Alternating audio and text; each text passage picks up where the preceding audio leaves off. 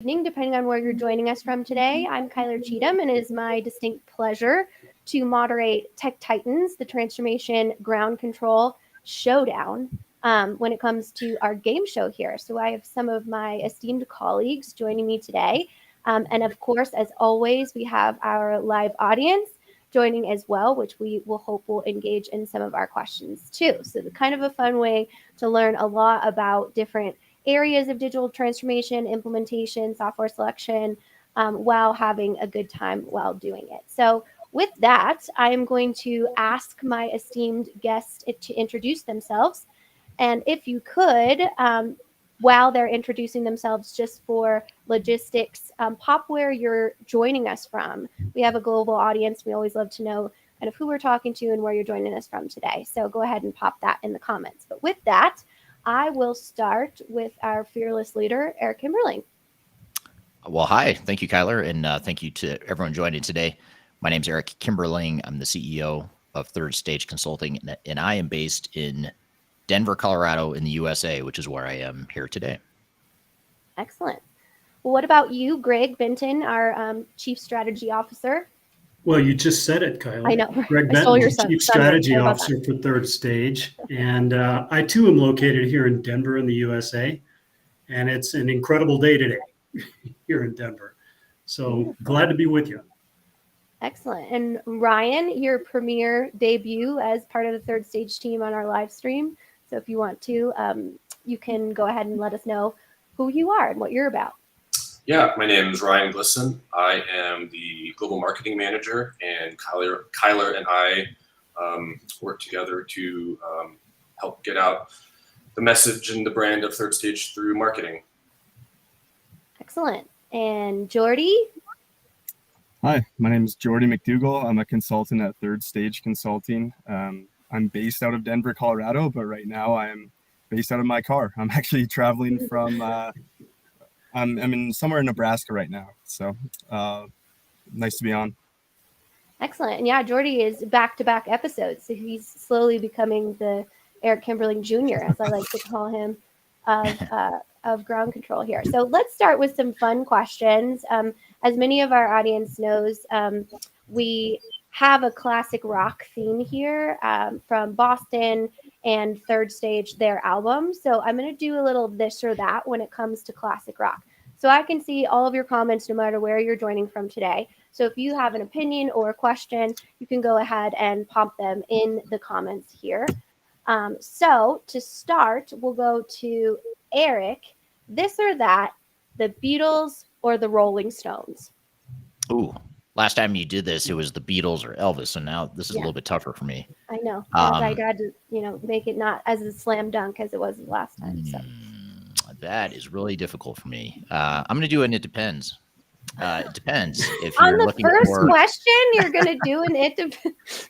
Okay, all right. Depends on if you like flawless songwriting and production and influence on rock and roll overall, I'd say the Beatles. If you just like the loose garage rock fun feel of the Rolling Stones, then the Rolling Stones.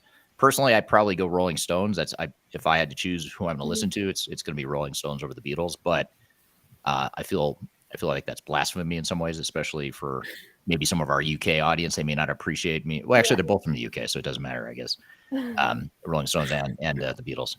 But I'd say a slight edge to the Rolling Stones for that reason. Excellent. Well, very good. Well, Ryan, our residential rock star, your turn next. So this or that, Led Zeppelin or Pink Floyd? That's a super easy one for me. Led Zeppelin all day long, every day. I, didn't necessarily grow up on classic rock. And it's not something I listen to super, super frequently, but I will to this day still say that Led Zeppelin's the best band ever. Like they had like a 3 or 4 album stretch that was just like 10 out of 10 from start to finish. And, you listen to, back in the 70s, their late 60s, 70s, early 80s, there wasn't auto-tune and there wasn't the digital editing in like the recording process like there is today. And they sound as good as anyone ever. And so that's just like super impressive to me on top of just great songs. So yeah, that's an easy one for me personally. All right, Led Zeppelin it is. So, all right, Greg, Queen or AC/DC? Wow, that's even a tough one. Queen was just iconic, Yeah. especially after the movie came out. I have to say I appreciate Queen Me much too. more than I did before. But AC/DC, I've been to a few concerts with AC/DC, and they're just incredible. The stage presence is off the charts, right? So I'm not going to play Eric's "It Depends" card. I am going to go with Queen as Queen. as my favorite all time out of those two. Wow, good. All right, Jordy, I feel bad like even asking you these because I don't even know if you were like alive during this era, Wow. but Tough crowd. Aerosmith or Guns N' Roses? I would have to go with Guns N' Roses, but I'll throw in a little shout out to Aerosmith. Actually, they have a ride, whether it's at Disneyland or Disney World, was probably the best ride that I rode at that amusement park. So that makes me want to say Aerosmith just because of the experience of being at Disney World, I think it was in Florida. But Guns N' Roses. I mean, Yeah. they just have so many hits that you hear whether you go to a sporting event or any sort of outing, you're going to hear many Guns N' Roses songs. So that'll be my pick. Good. Well, Welcome to the jungle. yeah, there Yeah, you go. exactly. Well, definitely, and we'd love to hear from the audience too, kind of what your favorite classic rock band and where you're joining from today. But let's get into more of the digital transformation. So the goal of these lighthearted conversations are kind of to showcase different approaches and to understand kind of the positive and negatives behind them. So I'm going to do a couple would you rather questions. As I mentioned in our instructions, you guys are allowed to pass. I'm sure we will hear it depends, even if I put some governance around, you're not allowed to say that. But Greg, I'm actually going to start with you. I mean, your experience in the industry is truly invaluable to our audience. So I think you can kind of kick us off, if you will. So would you rather invest in your company's existing legacy system or implement a completely new digital infrastructure? Well, I'm not going to play the depends card, but I think it really is a matter of doing the upfront homework, understanding exactly what the objectives are of the organization, and preparing for making that decision about which direction you're going to go. In some cases, from a budgetary standpoint, from a business continuity standpoint, making the best of your legacy systems may be the right choice for your organization. On the other hand, moving to a new cloud technology, moving to a single unified system for reporting, for analytics, for everything else that you need to do over the next 5 to 10 years Mhm. is often the best choice. So I think it depends on budget, it depends on your objectives as an organization, and it depends on your willingness to embark on this kind of a journey and really involve the whole organization in moving forward. Absolutely, definitely. An important alignment is really the key Yeah. piece of that, as you mentioned. So definitely 5 points to Greg. I'm just going to give points out. Five. Like, yeah, Wow. 5 points to Greg. Although, did you notice he said it depends 3 times in that I one? know. You can't. You got to meet people where they are. It's called, compromise. At least he doesn't like blatantly cheat like you do. Eric can just say, That's "I'm true. going to say it's." That's true. He at least took a stab at answering I it know. without the argument. Right. All right, well, let's go to you, Jordy. This is kind of along the same lines. Would you rather prioritize investing in a cutting edge emerging technology such as AI, predictive analytics, machine learning, or focus on optimizing your current technology stack? And I can't say it depends. Okay. All right. We always know it depends, but you maybe can give us the pros and cons of both. Right. Well, I would say that you would have to really figure out what you want in the future and what you're trying to work towards, whether it is really extreme growth and trying to scale very fast, or if you're kind of just trying to stay where you're at and just maybe continue being in your place in the marketplace. So depends. I would say a half and half. If that's an answer, I would say that AI is somewhat or another going to make its way into almost everything out there, but you'll still have to work on your people and really lean on your people as humans and teammates and individuals, while also working with your current technology and trying to leverage that as high as you possibly can. So a little bit of both, and maybe it might take some trial and error and seeing, if you go a bunch of AI, maybe you want to roll back a little bit and vice versa. So if that's a fair answer. I'll accept it. I'll Okay, accept it. thanks. Yeah, no, great answer, because really it does depend on the overall infrastructure and proficiencies of the organization. Emerging Right. technologies can be really sparkly and sound really cool, but if you don't have the operational proficiencies to make sure that you're leveraging their abilities and their capabilities, then it's a bad investment. So it definitely makes sense, for sure. Okay. To Ryan, would you rather train your existing employees to develop digital skills or hire new specialized digital experience for your specific system or project? Well, I'm just going to go based off my personal experience of trying to learn everything and then therefore watering things down. So in my experiences, at least with doing marketing things, it's been a quicker avenue to success to bring in people that like are experts at one thing than try to get. I consider myself somewhat of like a generalist with things. So like I'm pretty decent at a lot of things, but I don't know that I'm an expert at any one. And I feel like, being a generalist is great to get you maybe from 0 to 60 to 80%, but to really like fully maximize and scale something, like you do kind of need the efficiencies of someone that's an expert to get you that last maybe 20 to 25%. So I guess to Jordy's point, I'm saying like, it's not really, it depends or 50-50, but it's like, I feel like optimizing what you have can get you pretty far, but it's not going to get you all the way. So I guess dang it, I almost said it depends.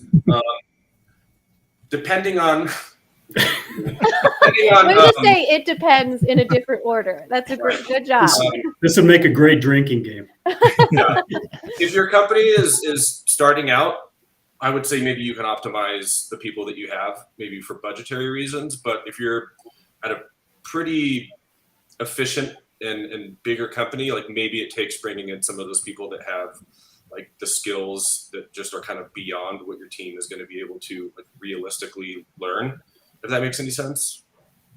Yeah, absolutely. I think that it depends. I'm the only one that's allowed to say it depends, just so everyone's clear. Yeah, certainly of, what are the competencies in-house, but also investing in that upskilling, especially when it comes to new technology and that messaging around what that looks like throughout the transformation. So you're not creating pockets of resistance or fear, definitely. So, okay, Eric, you're up. Would you rather implement a comprehensive digital transformation strategy across all departments simultaneously, or take a phased approach, starting with one department at a time? I would say say it. I know you want me to, or you don't want me to, but I'm not going to say those two words. I would say that probably a more incremental phased approach, Yeah. generally speaking, is going to be, most organizations just don't have the risk tolerance, or they don't move fast enough to justify a big bang kind of a enterprise-wide deployment all at once. So I think having it more of a phased approach and incrementally, if I had to choose one, even though it doesn't apply to everyone, I'd say that incremental approach is the more commonly palatable one. Gotcha. Definitely. Well, again, would love to hear from the audience too. Phased approach versus kind of a holistic approach, we'll say, to a digital transformation. That's certainly something that we work with our clients to help them identify their specific goals, because it will be unique, if you will, to each organization. So this one, I'm going to do, I don't know, this is a controversial one. I'm going to do Greg, and then maybe Eric will argue with him. That's where I see this going, if I were to guess. Good. So would you rather adopt a cloud-based approach for storing and managing your data, or selecting a SaaS system, or focus on an on-premise data center solution? Oh, that one's really easy for me. I would say a cloud-based approach. There are a couple of things going on with cloud right now. Over the last 5 years, and really arguably over the last decade, all of the software vendors have been moving to a cloud-based platform for at least part of, if not all of their application suites. Mhm.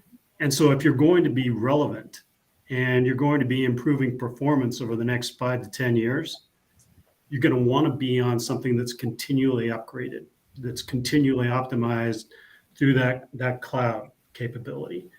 And on-premise, I believe, is going to go away at some point.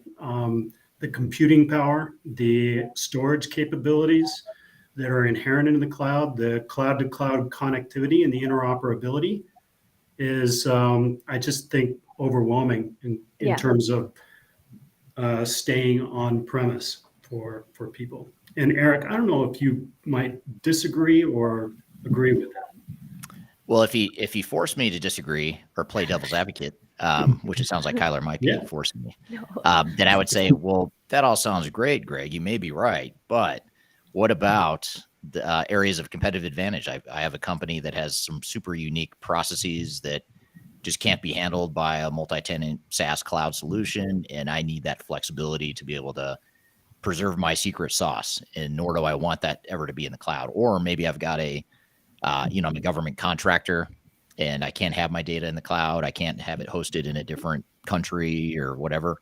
So what do you say to situations like that? Does that change your answer, or do you have a way that cloud could maybe address some of those challenges? It slightly alters my answer because you have to plan from the very beginning how you're going to sequence your move to the cloud.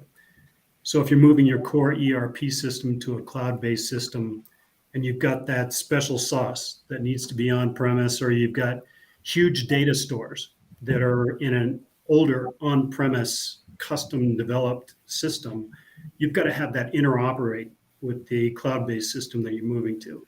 And eventually, you may move everything to the cloud.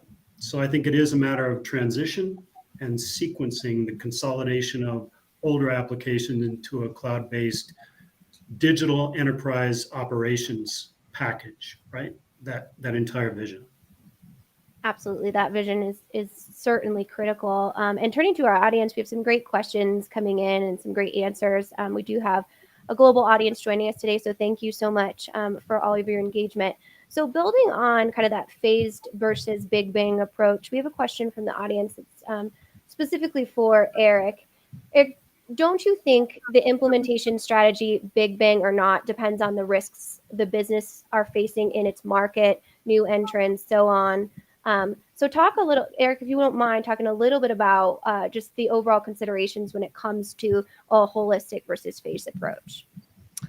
Yeah, first of all, when that question came up, I couldn't help but notice Italo's name. That's a cool name. Italo Flamio. That's a very cool name. So I'm curious to know where you're from, Italo, and what the origin of that name is, because it's a very cool name. Anyway, that was not at all your question, but the question is about implementation strategy.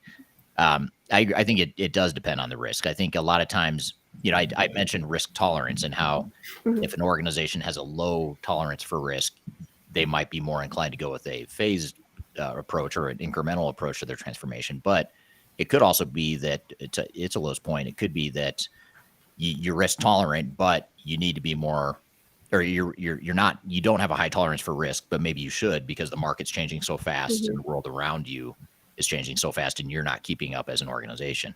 So that's a great counterpoint to what I had said earlier, which is you might have a low tolerance for risk, but you might need to focus your cultural transformation on accepting more risk and being more aggressive in change and that sort of thing. So that'd be a sort of a good counterpoint, I'd say, to that, to address Italo's point. But it's a great point, and I agree with him. Yeah, and Italo's from Brazil, so thank you for joining us today. And then Thurman on LinkedIn also said, Eric is right, most customers can't handle the big bang, which you had mentioned. The phased approach might be a better option for organizations that aren't prepared to really undertake a full transformation. But to Greg's point, making sure that the business is still aligned with the overall objectives.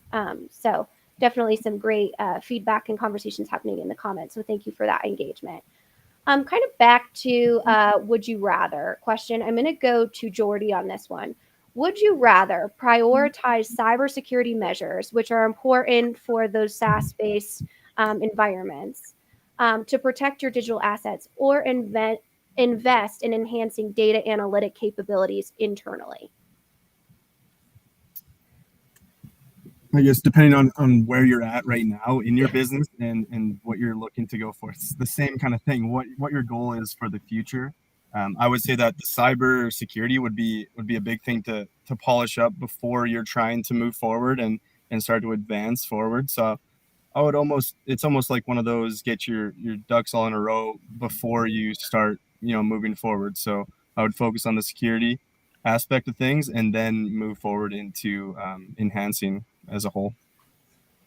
Absolutely. And cybersecurity has really gone from kind of a nice to have, like it's probably going to be okay, to a full-fledged work stream. Is that kind of correct? Yeah, definitely. I agree with that wholeheartedly. Excellent. All right, Ryan, you ready? Let's do it. Okay. We are going to go back to our this or that format. So you have two choices, and I will ask you kind of which one you choose and why. So in-house development versus outsourcing. So when it comes to digital transformation, would you prefer to develop new technologies or solutions in-house or outsource to external vendors?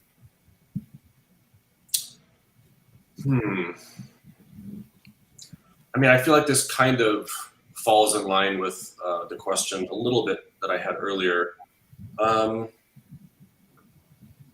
You can say it depends if you need to. I can't like hold you to it. And you said it. This was this software in-house?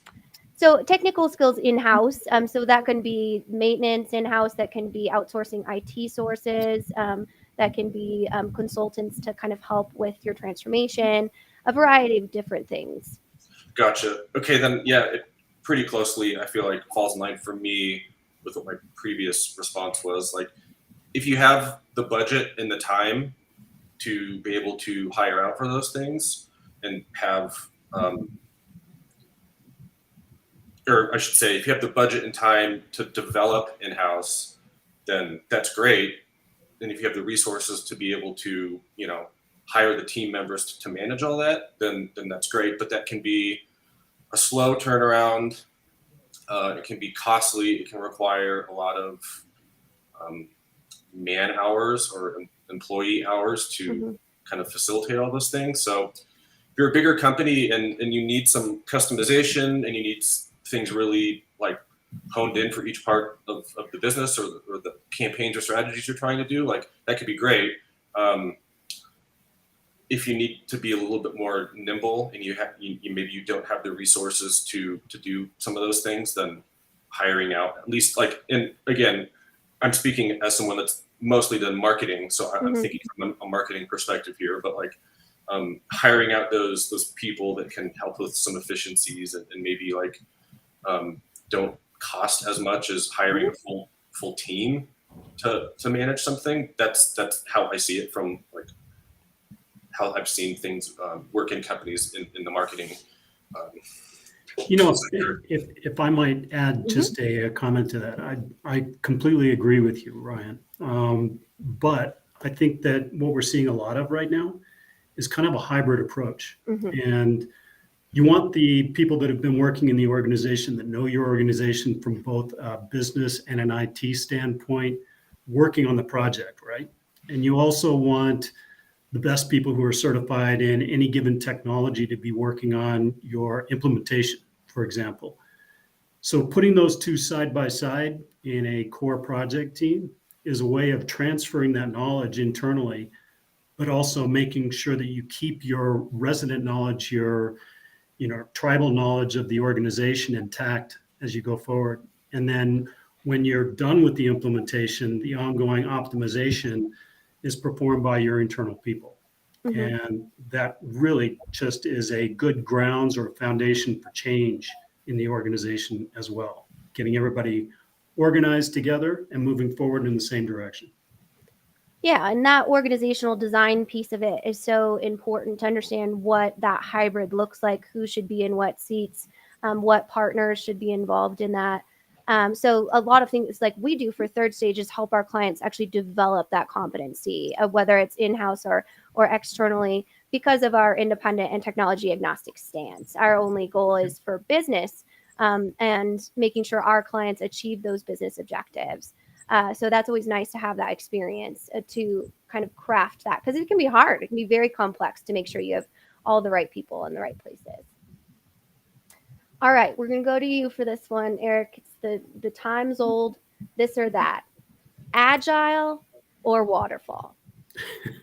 If I had to pick one, I'd go waterfall, especially for larger, complex, multinational organizations that are trying to standardize operations, act like one company, and drive efficiency gains, which a lot of our clients are. I know it's not cool.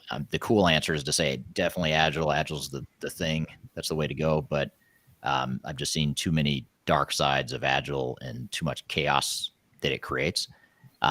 However, having said that, there's ways that you can sort of do that hybrid approach where you can have a waterfall stage gate based approach, but within that framework, in that structure, you can have sort of agile-esque sorts of ways of deploying once you get to it. So for example, you could have a waterfall based approach to define all your requirements and sort of your future state business processes and organization up front, and then take more of an agile approach once you get past that initial stage gate to then go deploy technology and test it, react, change, pivot, all that stuff. So I think you could do agile, but doing so in the context of a broader overarching waterfall approach is probably the way I would say you could get the best of both worlds. But if I had to pick one or the other, it's one extreme or the other, which is not necessarily the real choice that most organizations face. But if I had to choose, I'd say waterfall, because I think even though there is a downside to waterfall, I think the upside potential is greater with waterfall, especially for larger multinationals that are trying to standardize and drive efficiency gains and all that good stuff. Interesting. I'm definitely interested to hear from the audience. This usually sparks a lot of conversation on the different approaches, because you have some purists in both camps as well. But it sounds like sometimes waterfall is more the structure, and agile can be more of a mindset. Being the ability to be flexible and pivot is something that's definitely critical when it comes to a digital transformation project. Yeah, and you have to be careful too that you're not using agile as an excuse not to have structure in your project, because a lot of times I think that's what teams do. They say, well, let's not worry about planning. Let's not worry about a ton of business requirements up front. Let's just go start building stuff and deploying stuff. And the vendors sort of pile onto that mindset too, because they want you to just get going. They want you to start deploying stuff right away. So they're going to, I think that's why the vendors lean so heavily into agile, is because it supports their agenda, which is to sell more software, get it deployed as quickly as possible. But as an organization, sometimes you need to pump the brakes and say, well, yeah, I want to deploy quickly and aggressively, but I also want to be deliberate about what I'm doing. I want to be structured. I want to be methodical. I want to get value out of this. I don't want to just go throw technology at the problem and assume that agile approach is going to fix it. So yeah, I'd say, the more structured the more you're trying to be structured, the more controls you're trying to put in place, the more standardization and efficiency gains you're trying to do, the more you would probably lean towards waterfall. If you're a tech startup, you're really nimble, you have a high tolerance for risk, and you just move fast as an organization, then maybe leaning more towards agile does make sense in those cases. But what we find with most organizations out there, they're not tech companies, they're not startups, they're not necessarily in that position. Yeah, and we even have a question from the audience specifically about a public sector environment. So what about a government agency? And it sounds like that's definitely a high standardized environment, correct? Yeah, I'd say government agencies, you would be more inclined probably to lean towards waterfall, partially because you have to. I mean, there's certain regulatory things you just have to do and that you're set out to do, you're chartered to do as an organization. So you don't have a lot of as much flexibility as a for-profit organization that can do, for all practical purposes, they can do whatever they want. Government agencies can't do whatever they want.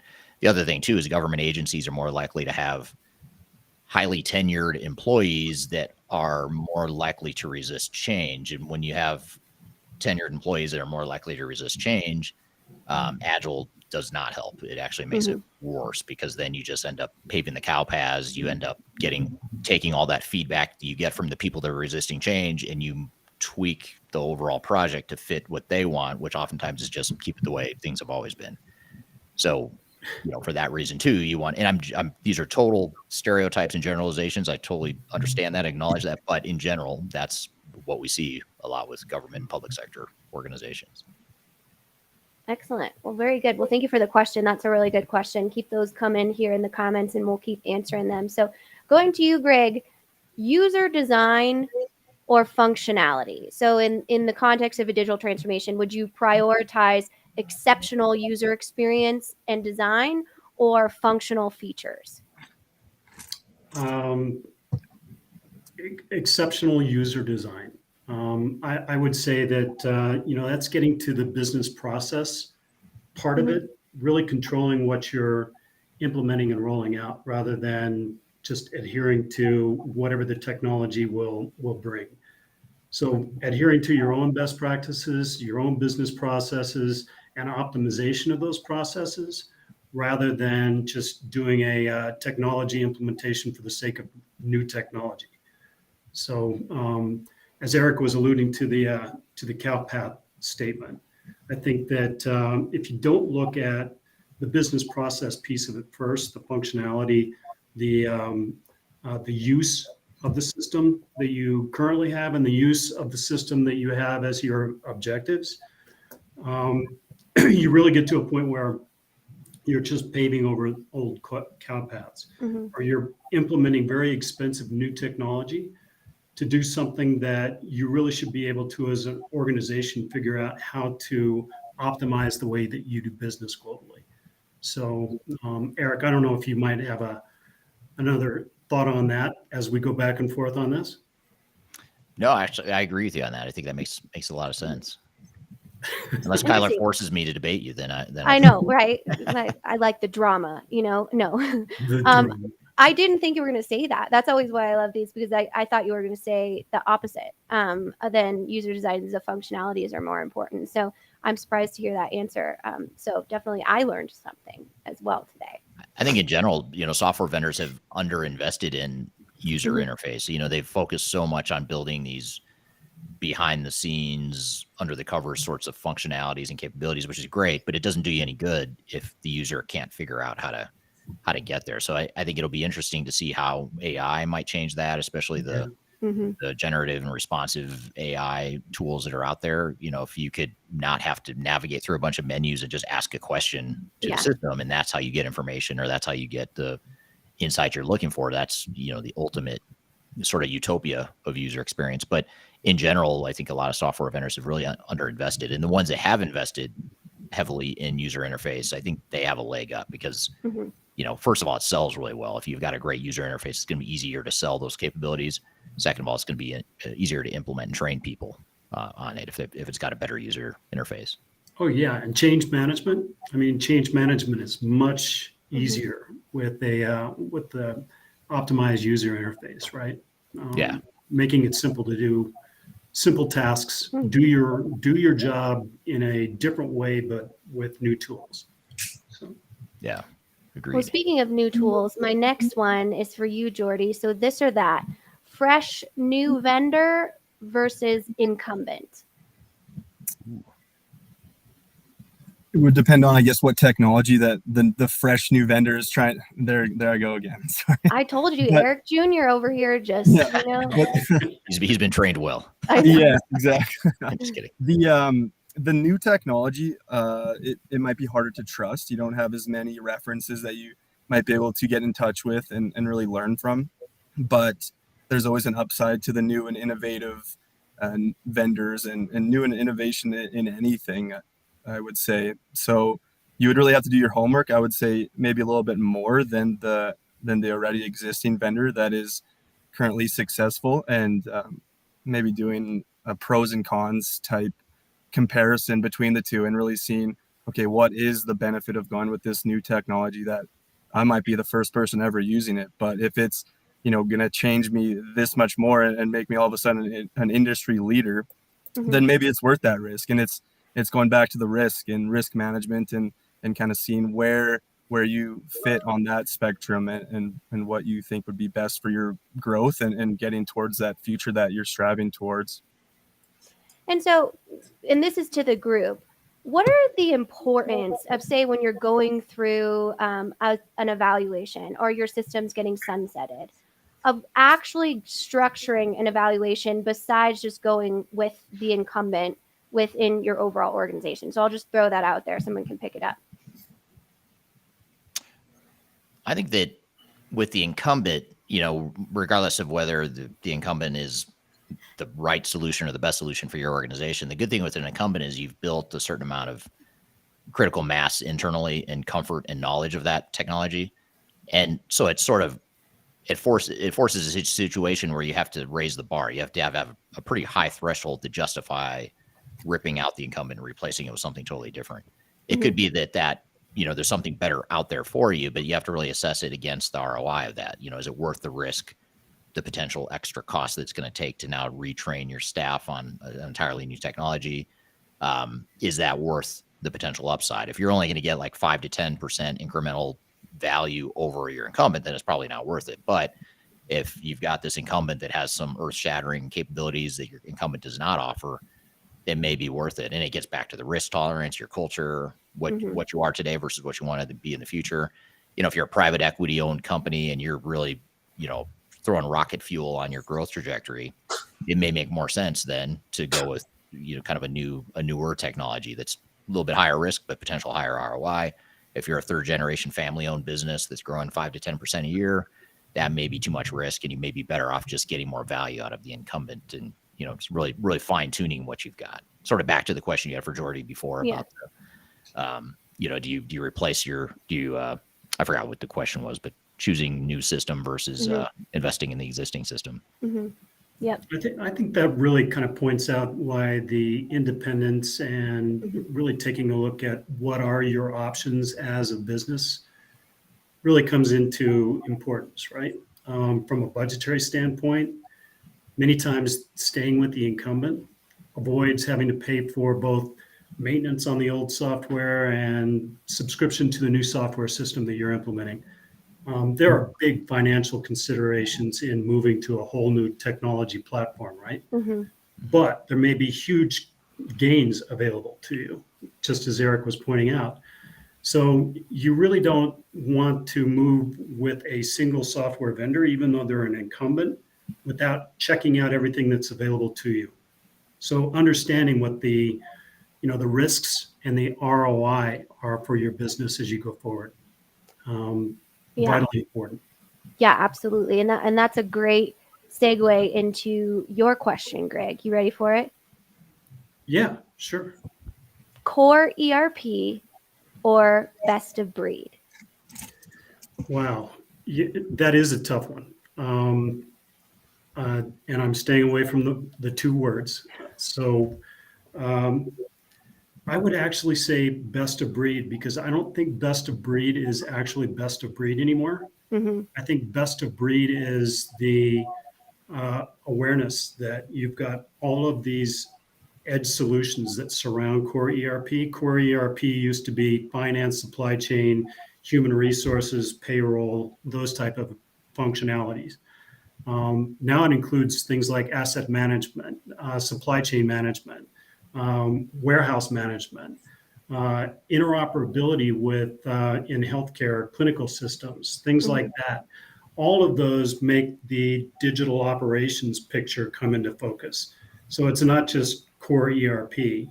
It's okay, you can call it best of breed, but it's really just best of all solutions for your organization. Yeah, absolutely. It's interesting that you say that, because we did similar to Eric hosted with our team probably about a year ago at this point. And we asked everyone that question, and they all said core ERP. And we've asked a few times since then, and it's changed. The answer has changed. So how do you feel as though the industry has evolved in the last, year, 5 years around that? Eric, you want to take that, or do you want me to? I've got an answer. I could take a stab at it and see what you think. I think the backdrop of this debate, you have to look at the economic incentives of everyone involved in the debate. So you get, if I work for SAP or Oracle or maybe even Microsoft or one of the big software vendors, I'm going to dig in my heels and believe strongly that single ERP, integrated ERP, that's the answer. That's the Kool-Aid I've been drinking for however many years I've been in the industry. If I'm in that space, conversely, if I work for Salesforce or Workday or one of these best of breed providers, I'm probably going to dig in my heels and say it's best of breed all the way. So you kind of have to look at who's paying for the message, who's funding the message, and that's why you get such strong opinions on both sides. It's a lot like politics. It reminds me of U.S. politics and global politics in many ways. It's sort of like you're one side or the other. There's no in between, and you have to look at everyone's biases and that sort of thing. So I think that's the backdrop. I don't know that it really answers the question other than just to explain why people have such strong opinions on this debate. Absolutely. I think that makes a lot of sense. And to Greg's point, it's really about understanding your unique needs. I know one of my favorite Greg Benton quotes is, "It's not best of breed, it's best for you." So that's kind of the approach that we always take. What is best for you as an organization? So I'm curious to hear what Greg was going to say, though. What was your response, Greg? My response is really just that we 5 years ago were looking for a unified data system, and I think that anymore the ability to create an interoperable system, and as we were talking about it earlier, sequence in the move to the cloud or the move to a full transformation, is making it so that people have to consider other systems that they have in play. On-premise, cloud-based, and a unified data structure is no longer just requisite within a single software system.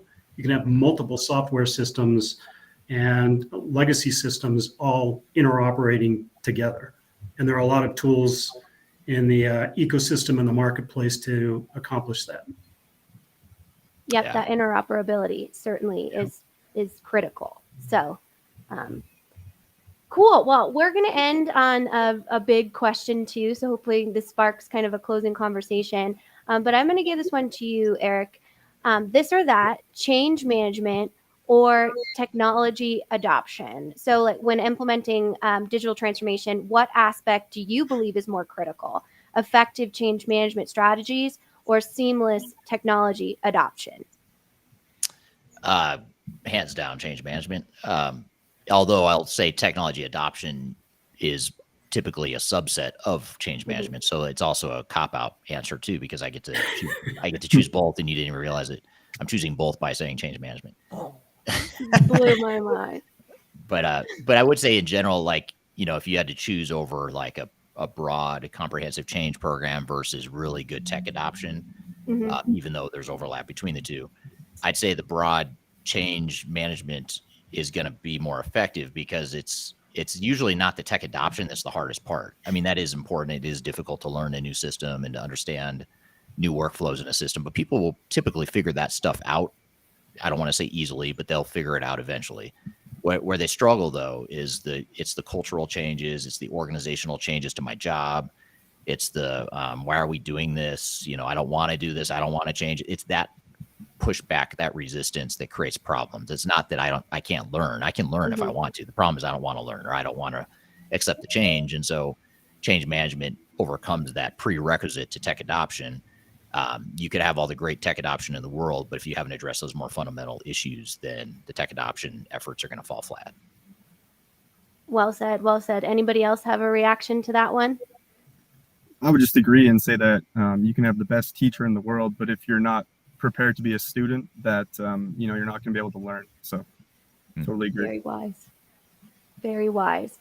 Well, good stuff. Well, thank you to you guys in the audience for joining us for our game show. I'm pretty sure Greg won because he's the only one that I actually gave points to. So next time we'll have to come up with 5 points. Took it. Yeah, congratulations. 5 to 0 You to 0. definitely achieved the third stage of the transformation game show Showdown. So, but thank you again, in all seriousness, for providing all of these great insights. And thank you to the audience for all of your great questions. If you do, or if you're seeing this after the stream, you can leave the comments here when it comes to this or that's, any would you rather questions that you'd like me to ask our team. And Eric and I will address those on our ground control podcast that comes out every Wednesday. Just also a reminder of our thought leadership materials on our website. A lot of the things that we touched on, such as software selection, our overall digital transformation 2023 handbook, our phase 0 planning, those are all free downloads on our website. You can also see links to them in the description. But thank you again, everyone. It was so great to see you, and we will see you next time. Thanks, everyone. Thanks. Thanks all.